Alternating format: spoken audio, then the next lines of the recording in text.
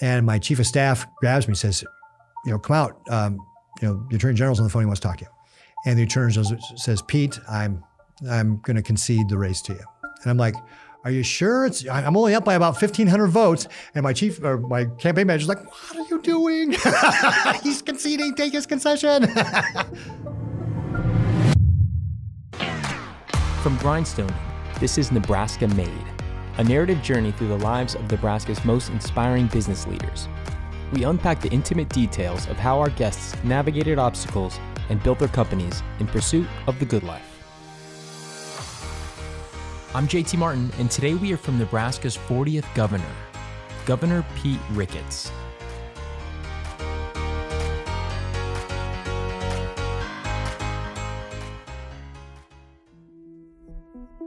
Being a politician is a tough job. You have to pick sides on issues, you're always in the public eye, you can't always make everyone happy.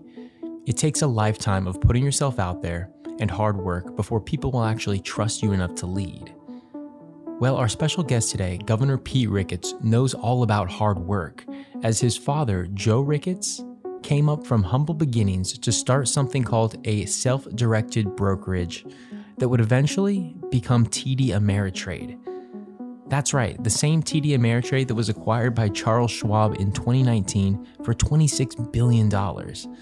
But before all of the politics and fanfare, the Ricketts were just your typical Omaha family. Well, I was born at St. Mary's Hospital in Nebraska City, Nebraska, about a block from my grandmother's house. I was the oldest, so kind of the rule follower, the person who was in charge when mom and dad are gone, kind of much to the chagrin of my siblings. What was it like growing up with your dad as a businessman? Did you meet maybe even Warren Buffett growing up? Was that sort of the type of circle that you ran in at that point? No. When Dad started the company and he had a few other partners, it was very much a startup operation back in 1975. I mean, he was profitable from his first month, but was never making a ton of money as things were going on. And so just the opposite of like hanging out with Warren Buffett, it was very much just watching my dad work really, really hard. So he would come home at night and we'd eat dinner as a family, and then he'd take all his kids and my mom would go down and he'd open up accounts all night long. Like in the evening, and as kids, he'd always liked, there was a brokerage firm, so lots of scratch paper around. So we just doodle or, play on the computers a little bit. I mean, they were dumb terminals, you couldn't do anything with them, but just pretend we were at a real computer. It seemed high tech at the time. And then my mom was staying home with the kids, but then my dad needed somebody at the office that he could trust to help run the business. And so my mom came in to work. And then we became latchkey kids. So, which we actually kind of liked. We actually liked not having mom and dad around. We were responsible for making sure dishes got done. And that was kind of my job. I was kind of the person saying, okay, everybody, we're gonna wash dishes. We didn't have a dishwasher, so we had to wash them by hand. And then my brother Tom was primarily responsible for making dinner at night, which was usually something simple like a pot roast or something like that. Throw the roast and some salt and pepper in a pot with some water, and you turn the oven on, and it was ready by the time mom and dad got home. Do you remember a time when you realized that your dad was starting to be successful and people were starting to notice, hey, this is a really profitable enterprise and things are going really well? Yeah, in high school, that's when some people started to know that Ameritrade, back then it was called First National Brokerage Services, was doing well and was hiring people. But it was kind of funny because people had a kind of an outstretched opinion of what it was like, I think, because some people said, oh, your dad, he's really rich, got to be one of the richest people in town. I'm like, I think that's Warren Buffett. Like, that's not us. Have you seen our house? Like we literally had an oven that, I don't know how long this lasted, but it was like years. The oven door was broken. And, again, when you start your own company, you are pouring every penny back into the company. You're not able to take a lot out. And so our oven door for a long time was propped open or propped closed by a chair because there just wasn't any money. Like, that was not a priority to fix the oven door at least. The oven itself worked, but the oven door didn't. And same thing, like I mentioned, we didn't have a dishwasher at home. The kids were the dishwashers. So I was probably high school when the dishwasher finally got fixed and we didn't have to wash dishes by hand anymore. So that's probably when there was, I suppose that was when the company was doing well enough that Dad didn't have to pour every cent back into the company to keep it going. Yeah. Probably easier to cook those pot roasts without having to put the chair up against the oven anymore. I like that. So Pete goes to the University of Chicago to study biology and originally wanted to become a researcher. He admits that he studied biology to avoid having to write papers, but he eventually caves and goes on to get his MBA and works for an environmental consulting firm out of college. But then, around the age of 30, in 1994, the good life started calling him back. So you studied biology in college. Did you want to join the family business? Did you know what you wanted to do immediately afterwards? Well, my dad was really great about it. My dad said when we were graduating high school, hey, Pete, I would love to have you come back and work the family business. But I also remember my dad wanted me to come back and work in the family business, and my grandfather was a carpenter. And my grandpa fired my dad because he ruined every piece of wood he touched. So my dad's like, well, I wasn't cut out to be a carpenter, so if you're not cut out to come back into the brokerage business, I totally understand. And when I left for college, I had no intention of coming back and working for the family business. And then when I got to Chicago, I love Chicago. It's a great city. My dad also had a rule: you couldn't come back and work for the family business until you were 30, because he wanted you to go out and have your own experience. So it was, and he said, whatever salary you're making when you come back to work for the family business, that's what I'm going to pay you. So if you are getting the salary of a receptionist, that's what you're going to make. If you're a vice president, that's the salary you're going to make. And that's the position you will take in the company. So there was also incentive to not come back until you'd established a business career. And Dad really wanted us all to go out and not only develop our own skills to bring back to the company, but understand that we could be independent without the company, that we didn't need the company to have a job. It's a double-edged sword because all the kids went away. We all lived in Chicago for a period of time, but I'm the only one who moved back to Nebraska on a permanent basis. All my siblings, they till this day still live in Chicago. Now, some of them came back and worked for the family business, but ultimately they all ended up in Chicago. So it was kind of thing that once you reach 30, oftentimes you've also gotten married and settled down and had kids. And so it's awfully hard to pull you out of that life to get you moved back to Nebraska. I was still single when I moved back. And so I decided, I'd seen how other companies did run. For the family business, at least I'd have a little bit better insight in how decisions were made, because I saw a lot of poor decision making in companies. And so I thought, well, at least I'll have more of an inside view of how some of these decisions are being made. We talk a lot about the Nebraska boomerang on this show. Do you remember anything like really specific about the moment that you knew that you wanted to return to Nebraska? Was it the Runza that brought you back? Well, to be quite frank, JT, at that point, I really didn't want to come back. That's understandable too. But because I was having a lot of fun in Chicago. But I also wanted to get a job that was going to be meaningful for me. And I didn't see that in Chicago. And so I came back, and I got to tell you, it was except for marrying my wife, which you can argue wasn't even my decision, it was the best decision I ever made, come back to Nebraska. I love Nebraska. And again, it's one of the things that I certainly found. Growing up here, you take it for granted, there's people talk about how nice we are to each other. I mean, they're just nicer here. That's one of the things about Nebraska that I love, is that people actually take care of each other here. And it's hard to quantify that, but it's real. It's absolutely real here, and it's not everywhere. And you can look at, if you want to see the quantifiable aspects of that, you can go look at just the philanthropy in Omaha and look at all the things that the folks who had done well in business have donated back to the city that have really added to the quality of life in Omaha. The zoo is a great example. Like, almost no public dollars go to the zoo, and we got one of the best in the world. And that's another kind of hallmark of being a Nebraskan, that we give back to other people and give back to the community. Kind of like you coming on this show. You're giving back to what we're trying to do here in the studio. It's kind of cool that people help each other here a lot. Yeah, absolutely. And a lot of it is sometimes you just have to ask. Hey, Nebraskans, have you ever considered starting a podcast for your business? Well, here are the top 3 reasons that you should. Number 1, become an authority figure. Podcasting shows that you've put in the time to do your research and that you want to share it with the world. It gives you a platform. Number 2, create a strong company culture and identity. Podcasts are a window into what you're up to and the people behind the scenes. And number 3, they're easy to create. Producing a podcast with Grindstone is as easy as showing up and just talking. Grindstone takes out all the dirty work of production and distribution and gives you more time to create.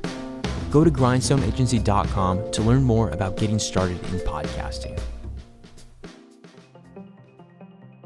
one of the things coming into the company as the boss's son, I knew everybody looked at me as the boss's son. So what I always felt like I had to work twice as hard as everybody else to let them know that I didn't get the job just because I was the boss's son, that I was willing to work hard. So my dad is not always real long on details. And I show up to work first day and he's like, "Oh, good, Peter, glad you're here." So walks me down to Mary Fay, who's the vice president of the retail services at the time. That was called AccuTrade. And he walks into the office with me and says, "Mary, this is my son.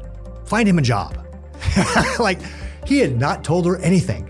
Her face just dropped. She's like, "What?" And she doesn't know your background or anything. Knows nothing about me. Other than, she knew I existed. She knew that my dad had kids, but apparently my dad hadn't bothered to tell her that I was coming or when I was coming. So she stuck me on the phones in customer service, which, by the way, was great because I went through the program like everybody else. You know, I got the experience of our customer service reps. There's a number of different registrations you have to get. They're kind of like certifications almost. Your Series 7, your Series 63, so forth. There was a bunch of them. And so I studied for the first 6 months I worked at Ameritrade. I studied basically, all through that solid just to get, knock them out and get all of those things done. So that's kind of what I early on started off with. And then as I developed that, my dad progressively gave me more responsibility. Like, I got a chance to do a lot of different things. I got to run our marketing department for a while and product development and operations, and ultimately became the president and chief operating officer of our retail branch. So Pete climbs the ladder at Ameritrade. He's competent, he's hardworking, and it's during this time that he meets his wife, Suzanne Shore, and they get married in 1997. Things are going well for Pete, and opportunities start to come his way that would lead him towards politics. So to set the scene, this is during the first Bush administration, and President Bush is looking to do Social Security reform because the current program isn't exactly financially solvent. Well, Bush is trying to get the vote of Nebraska's Democratic senator at the time, Ben Nelson. So his administration was looking for places in Nebraska that had young people who would get their message, and a financial services business like Ameritrade was the perfect spot to find people like that. So Senator Chuck Hagel and Bush senior advisor Karl Rove come to visit Nebraska to speak with Pete and his team, and eventually they end up asking Pete if he would consider running for Senate. Pete was shocked. He'd never really thought about it, and he had a good thing going as the COO of Ameritrade, so he initially passes on the offer. But then, after Ameritrade acquired TD Waterhouse in January of 2006, there was just enough restructuring within the business that could justify the COO leaving without alarming shareholders. So he saw the chance to take a risk and do something crazy. Run against an extremely popular incumbent senator, Ben Nelson. That's when I decided to make that run for U.S. Senate. And I had no idea what I was doing. Like, didn't know what I didn't know kind of thing. And got through the primary, and then, in a Republican primary, everybody was relatively nice to each other as we went through that. And then you got the general election, and it's a whole different world, especially, federal politics it is a blood sport. So got smacked around a lot. It was a great learning experience. Got my tail handed to me in the election against Ben Nelson. Didn't know that it's really, I didn't think this through that, oh yeah, taking on a really popular incumbent senator, that's a really hard thing to do. Nobody had any interest in getting rid of him. So I shouldn't say nobody. I got 36% of the vote. That's not nothing. Something like that. Yeah. Anyway, so like I said, I got my tail handed to me in that, but I loved it. I absolutely loved it. I loved campaigning around the state. I loved meeting people, and really got bit by the political bug. And so after that election, I stayed involved behind the scenes, as a chief operating officer at Ameritrade. It's not the kind of job they hold open for you, right, for 14 months or whatever. So I got involved behind the scene and helped create a free market think tank and a watchdog group, and became the national committee man for the Republican Party from the state of Nebraska. So stayed involved behind the scenes, and that's how I got involved in politics. Do you remember when you went from business to politics? Was there anything that struck you as particularly odd? Did you have to buy all new suits? Did you have to change the way you talked? Or was there anything in that stretch of a year that was just like, wow, this is a whole different world? Well, I will tell you one thing. I worked hard at Ameritrade. It's another order of magnitude more work to run for politics, to run a political campaign that I had no appreciation for. So again, to all your podcast viewers out there, you should respect anybody who runs, because you may not agree with their politics. You may really cringe at what they say, but I will tell you, they worked hard to get there. And it is the kind of thing where you're working nights and weekends. I mean, they're long days. Like I said, at Ameritrade, I worked hard. It was nothing compared to how much you had to work once you got into politics. Do you remember the moment that you found out that the vote didn't go your way? Did you go home and console yourself over a glass of scotch, or what did you do? So it wasn't a surprise, right? I mean, like, look, we're doing polling all along. And yes, you can maybe say, well, maybe the polling's not quite right. But when you're losing as bad as I was losing, it really was not a surprise. My dad was shocked. My dad thought I was going to win for sure. But I was like, yeah, that's not a surprise. Obviously, I was very disappointed. But I got to tell you, one of the things that happened right afterwards, and I frankly feel blessed that I didn't win, because I would have had to move to D.C. My wife and I were talking about how that would work with the kids, because we didn't want to move the family out of Nebraska. We lived here for a reason. We wanted our kids raised here. So I was going to fly back and forth, and so I'd be gone a lot. And the kids knew that. My twins were 7 at the time. My daughter Eleanor was 5. And my daughter Margot, who was 7, came up to me and said, "Daddy, I know you're sad that you didn't win, but I'm glad you're not leaving." And when your daughter says that, it's pretty much, you can't feel bad at that point, right? It's like, okay, well, thank you. I mean, it really did make me feel like it really was a great consolation. And the other thing I learned too is that the sun came up the next morning. My friends who were my friends before, they were still my friends. My family was still there for me. The world didn't end because I didn't win an election. And that's true with a lot of things in life. So Pete ends up in a bit of a limbo. He lost the race, but he couldn't go back to TD because they had given away his job. So he started an investment firm called Draken LLC to invest in other entrepreneurs like his father. He learned a lot about business through this, and he met new people all over the state, all while doing politics on the side. And now that he'd been an executive at Ameritrade and ran an investment firm that helps startups grow, he had a unique business perspective that a lot of politicians simply don't have. And it came in handy when he decided to run again for office in 2014. But this time, he would find himself slugging it out in a very tight governor primary election. When I was looking at this race, originally I was going to be backing a friend of mine, Mike Flood. And then in December, his wife developed breast cancer. And so, because Mike is a stand-up guy, he dropped out of the race to take care of his family. Now, good news, his wife is recovered. She's fine. They got 2 boys, they're growing up. Everything's good. So, but I had committed to Mike. And then 4th of July, 2013, Mike called me that weekend and said, "Hey, Pete, I am for sure not getting back in this race." Because I had been thinking about running for either Senate or governor. My wife was like, "Why are you thinking about running for Senate? You're an executive. You should be running for governor." And like all good husbands, I said, "Well, yes, dear, you're right." So when Mike said for sure he was not going to get back in the race, that's when I put the wheels in motion to start running for governor. So we put together the team. We ran a tough race. It was pretty, like I said, it was a pretty close race all the way through it. But we had a very good strategy, how we're going to leverage technology to be able to be really smart about our buys for television. And by leveraging that kind of some unique technology to be able to help us do those buys in ways that were very targeted at our audience, and also kind of below the radar, we were able to sneak up on the front runner, who is the Attorney General, and get ahead of him.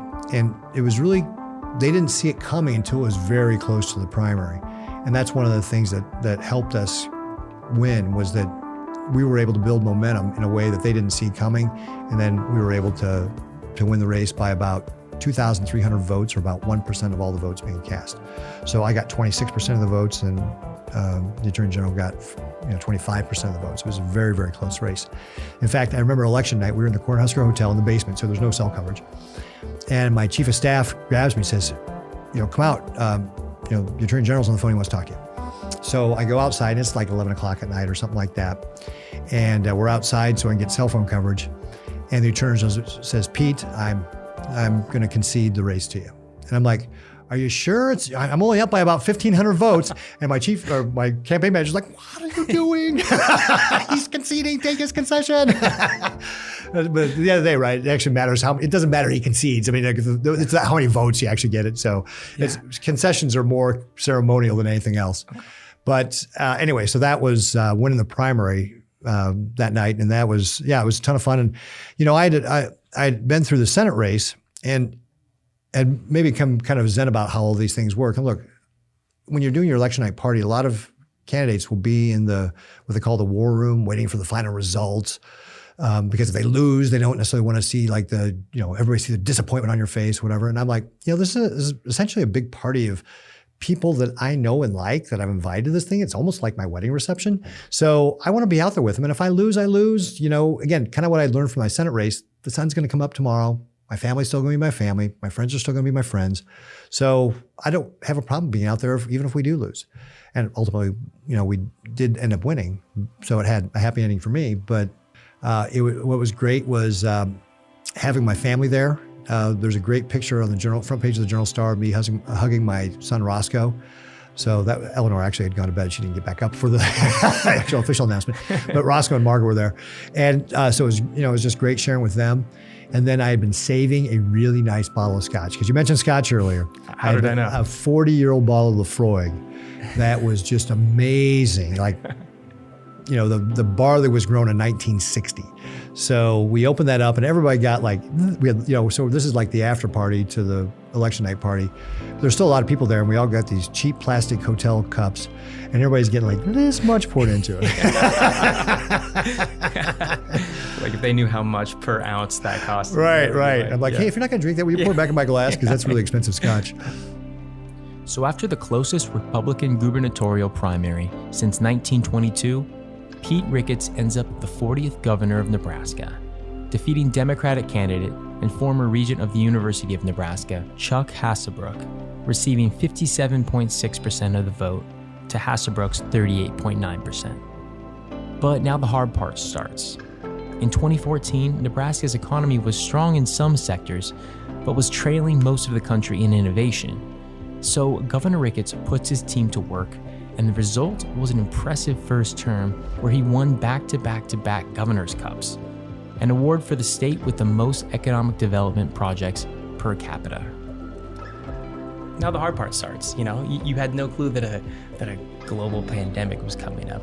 No, we didn't. First, you had your whole first term. But you had some real wins in that first term. I mean, you won the governor's cup for the most economic programs per capita. Yeah, 3 years in a row. Yeah, 2016, 17, and it was 16, 17, 18. Yeah, 16, 17, 18. And then we had the floods in 19, and then we had the pandemic in 20. So we dropped to number 3 in 19 and number 4 in 20. So we're hoping now that we're getting back out of the pandemic here, we're seeing the end in sight. We're going to gear things up to start growing the state again. Because ultimately, I mean, the cup itself is just a piece of hardware, right? By itself, it doesn't mean anything. But what it represents is the opportunity for Nebraska families to find that job that is going to allow them to take care of their families. So they can send their kids to school, go on a family vacation, buy a house, live the good life here in Nebraska. That's what it represents because those are companies that are investing and creating jobs all across our state. And so that's why I focus our Department of Economic Development on that, because that's what government's supposed to be. It's supposed to be about creating opportunities for people to enjoy the greatest nation that we have on the face of the earth, the United States of America. Yeah.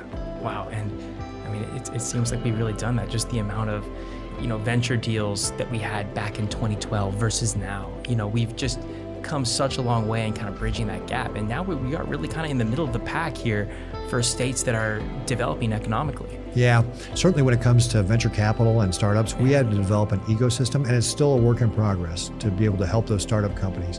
And we've got a lot of great startup companies here in our state right now, and you see them becoming more high profile, like Huddle, for example, here in Lincoln. So we're seeing that getting better, but I think there's also just broadly speaking, I mean, first of all, the strength of our state has always been our people. Nebraskans are awesome. We got a great work ethic, we get well educated, we got a great school system. People are hardworking, they will go out of their way. They're customer service oriented. They're loyal. I mean, you couldn't ask for better people as if you want, whatever organization you want. And I think there's a recognition that more and more that this is a great place to be able to have your company be located to help it, grow and succeed because of the people you hire here. And I think that with the pandemic, that's only going to get exaggerated. Many of his supporters credit Governor Ricketts for Nebraska's strong economy throughout the 2020 crisis and recession, as Nebraska's unemployment rates are now even lower than pre-pandemic levels at 2.8%. When asked if he'll run against Biden in 2024 for the presidential election, Governor Ricketts says he's focused on being the best governor he can be, and he'll worry about anything after that when we get to that point. I'm JT Martin, and this has been a Grindstone production. Grindstone is one of the premier production and marketing firms here in Lincoln, offering everything you need to grow your business, from video and podcast production to social media management and media buying.